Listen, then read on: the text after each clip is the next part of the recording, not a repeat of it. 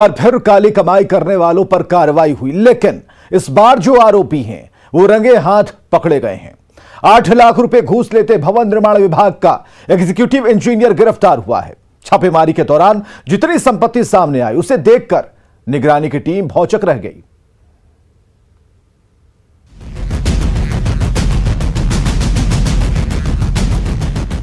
500 रुपए के नोटों की हरी हरी गड्डियां, 2000, 200 और 50 के इतने सारे नोट, सोने की अंगूठी, हार, चेन, कंगन, सोने के सिक्के और चांदी के बर्तन। एक इंजीनियर के यहां इतने जेवरात और अलग अलग बैंकों के पासबुक देखकर निगरानी की टीम भी भौचक्की रह गई। रिश्वतखोर इंजीनियर राजेश कुमार की घुसखोरी का ये खेल उस वक्त खल्लास हो गया जब घुसखोरी के इस आरोपी इंजीनियर राजेश कुमार को निगरानी की टीम ने रंगे हाथों गिरफ्तार कर लिया। निगरानी विभाग ने कार्यपालक अभियंता राजेश कुमार को 8 लाख रुपए घूस लेते रंगे हाथ गिरफ्तार किया। के घर से जो है ये ऑर्नामेंट्स, बैंक के कागजात, कई अहम चीज़ें जो हैं वो बरामद की गई है। और देखिए ये यहाँ पे लगातार जो है सर्च किया जा रहा है। इस बात की चूँकि शिकायत मिली थी, जैसा कि डीएसपी ने बताया है कि घूस लेने की शिकायत मिली थी और उसी शिकायत के आलोक में ये कार्रवाई की गई है। ऑर्नामेंट्स बड़ी मात्रा में है, बैंक के दस्तावेज हैं, कैश हैं और साथ ही साथ ज़मीन के भी कागजात जो हैं वो तमाम चीज़ें जो हैं वो यहाँ पे हैं और सभी को अब आकलन किया जा रहा है। पकड़ा गया आरोपी engineer BCD division Patna high court में पदस्थापित है। इसके खिलाफ ठेकेदार गोपाल शरण सिंह ने शिकायत की थी कि 80 लाख रुपए बिल भुगतान के बदले 8 लाख रुपए घूस की मांग की जा रही थी। ठेकेदार की शिकायत के बाद निगरानी की टीम ने छापेमारी की और रंगे हाथ गिरफ्तार कर लिया। पटना के कंकड़बाग स्थित राजेश कुमार के आवास पर यह कार्रवाई की गई, जिसमें इतने सारे अकूत संपत्ति का खुलासा हुआ। ये राजेश कुमार कार्यपालक अभियंता हैं बीसीडी हाई कोर्ट डिवीजन के। उसी के अंतर्गत गोपाल शरण सिंह संवेदक हैं, जिनके द्वारा हाई कोर्ट के कैंपस वगैरह का कार्य कराया गया था, डेंटिंग पेंटिंग वगैरह का।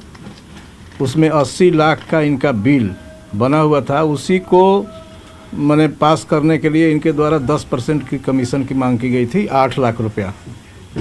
आज उसी 8 लाख रुपया के साथ इनके आवास से रंगे हाथ गिरफ्तार किया गया है रिश्वत लेते हुए।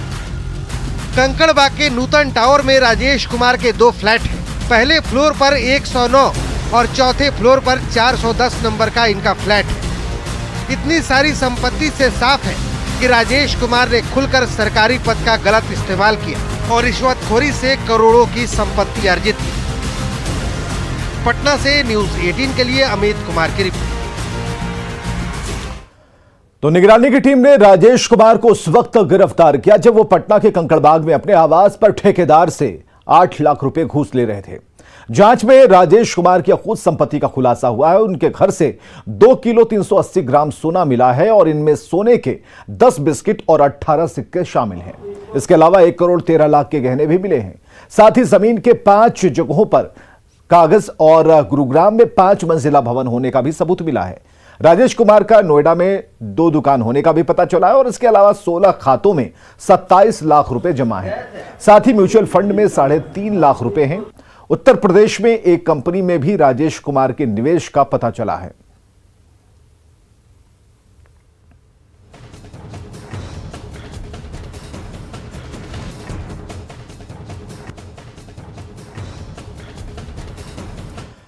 और अब बात करते हैं मुजफ्फरपुर हादसे में फरार आरोपियों के खिलाफ तेज हुई कार्रवाई की।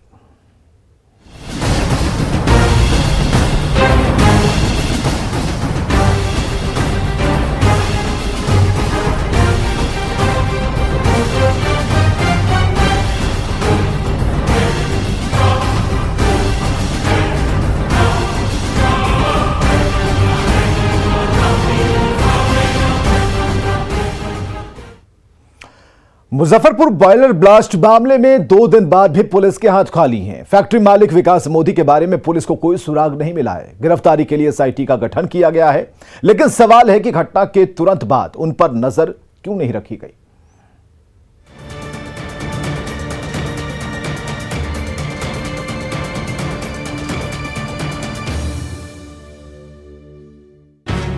मुजफ्फरपुर के जिस फैक्ट्री में रविवार को धमाका हुआ था, वहां अब सिर्फ तबाही की तस्वीरें दिख रही है।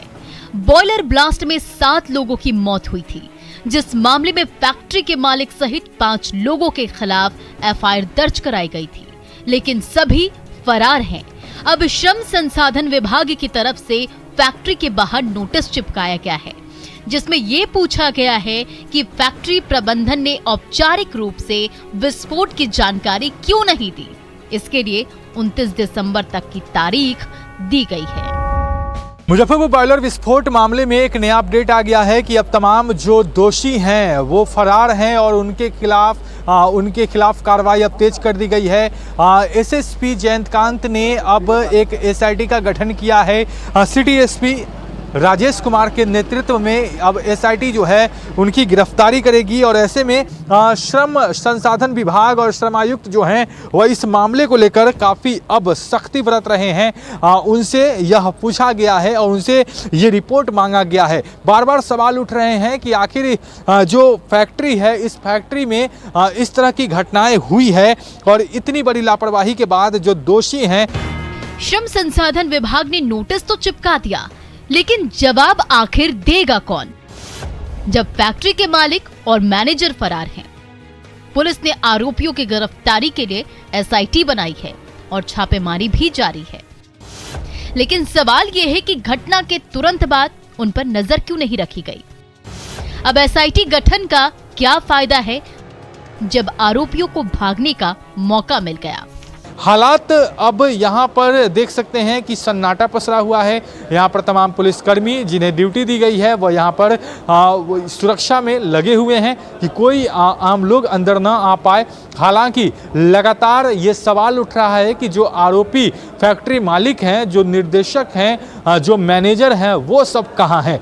लगातार इसको लेकर खोजबीन जारी है।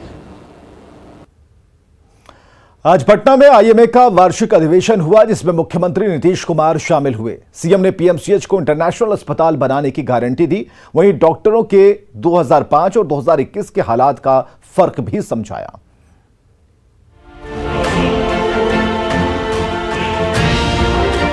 मौका था आईएमए यानी इंडियन मेडिकल एसोसिएशन के 96वां वार्षिक अधिवेशन का। पटना के बापू सभागार में बिहार समेत देश भर के 500 से ज्यादा डॉक्टरों ने हिस्सा लिया। इस कार्यक्रम में मुख्यमंत्री नीतीश कुमार भी शामिल हुए। डॉक्टरों को संबोधित करते हुए सीएम ने सबसे पहले लोगों की सेवा करने के लिए डॉक्टरों का धन्यवाद किया। हमसे जितना संभव होगा आपकी मदद करेंगे, लेकिन आप सब लोगों का जो जान बचाते हैं उसको बेहतर स्वास्थ्य बनाइए और समाज को आगे बढ़ाइए, बेहतर बनाइए।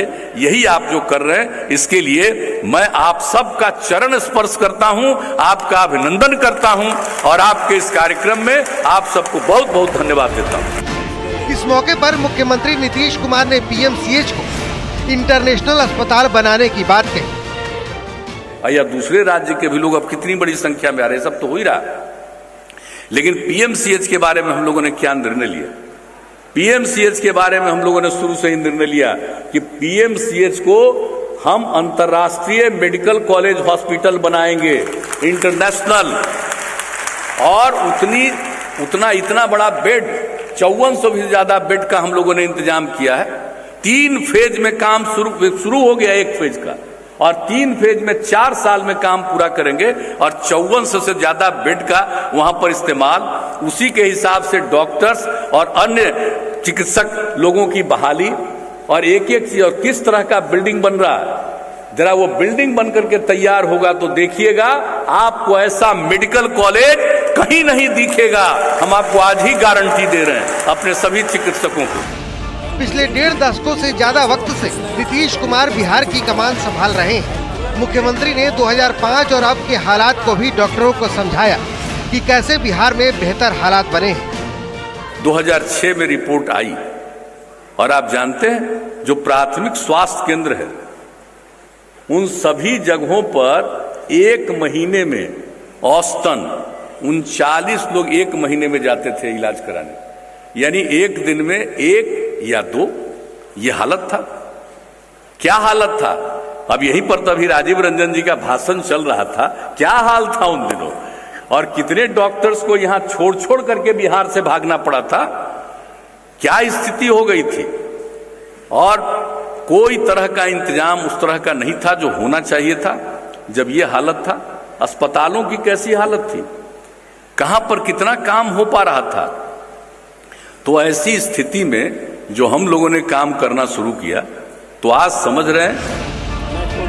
मेडिकल सुविधाओं को बताते हुए नीतीश कुमार ने 8 साल पहले का एक बेहद रोचक वाकया भी बताया।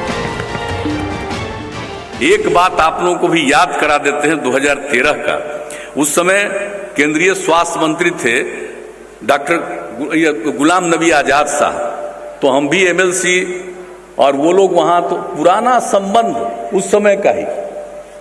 तो उन्होंने हमको फोन किया कि अरे भाई, आप जानते हैं कि यहां पर अब लोग राजस्थान में मुफ्त दवा का इंतजाम कर दिया गया है, तो जरा आप भी सोचिए कि अब मुफ्त दवा का इंतजाम किया जाए। 13 की बात कता रहे।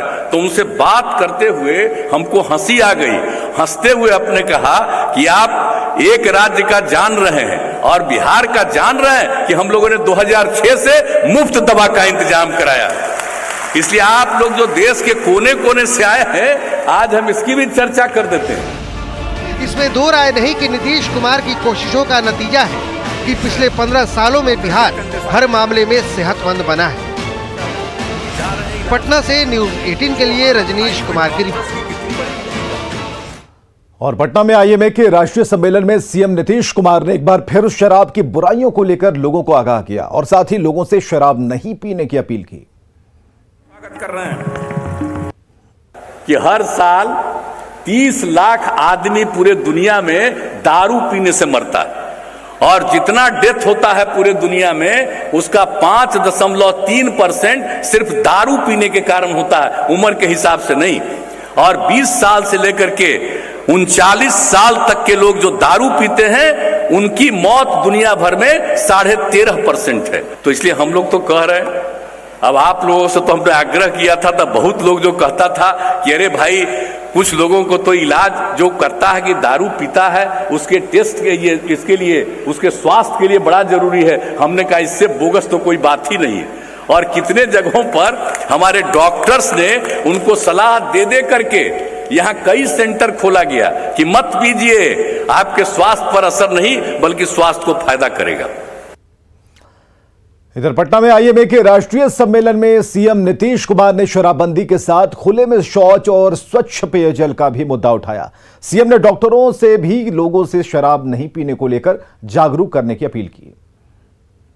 डॉक्टर साहब लोग हम प्रणाम करते हैं, हम लोग तो ये सब बात बोलते रहते हैं। अगर ये बात सही हो तो कृपा करके आप भी जरा कह दीजिएगा, अपने मरीजों को भी इलाज करते वक्त कह दीजिएगा कि खुले में मत जाओ शौच करने, घर के शौचालय में जाओ, इधर उधर मत पियो, स्वच्छ पानी पियो, दारू मत पियो। तो अगर ये सब बात कह दीजिएगा तो लोगों पर कितना असर पड़ेगा और लोग आगे बढ़ेंगे।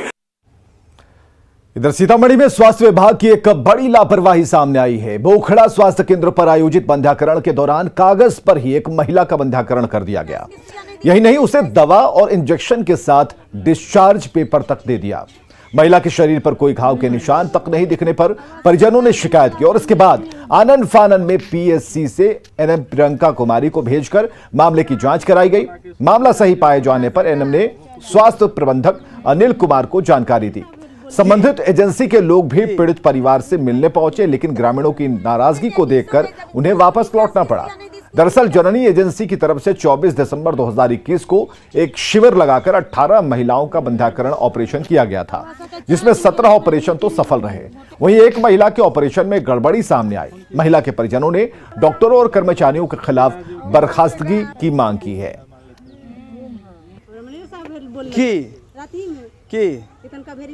तब आप कैसे जाने कि मेरा ऑपरेशन नहीं हुआ है फिर? हमको यहाँ पर ही दुखाया नहीं कुछ। बच्चा का हम कहीं घाव है तो कहीं नहीं है घाव। अच्छा, बच्चा बोला कि घाव, आप बच्चा को दूर करना चाहे तो बोला कि नहीं घाव। तब आप देखे तो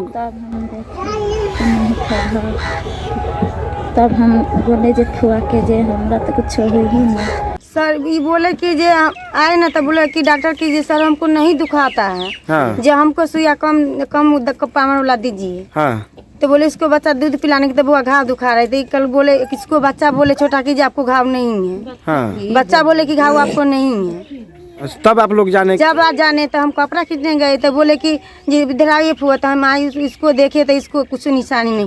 तो आशा के फोन किए तो आशा बोले कि जे फोटो खींच के भेजा तो फोटो खींच के भेजा आशा के। हाँ, उसके बाद इसको कुछ नहीं रहा। हम लोग जांच कर रहे हैं, उस टीम पर हम लोग एफआईआर करने के लिए बोले हुए हैं, है ना। शायद हो गया, जांच चल रही है उसकी, जैसा होगा देखते हैं।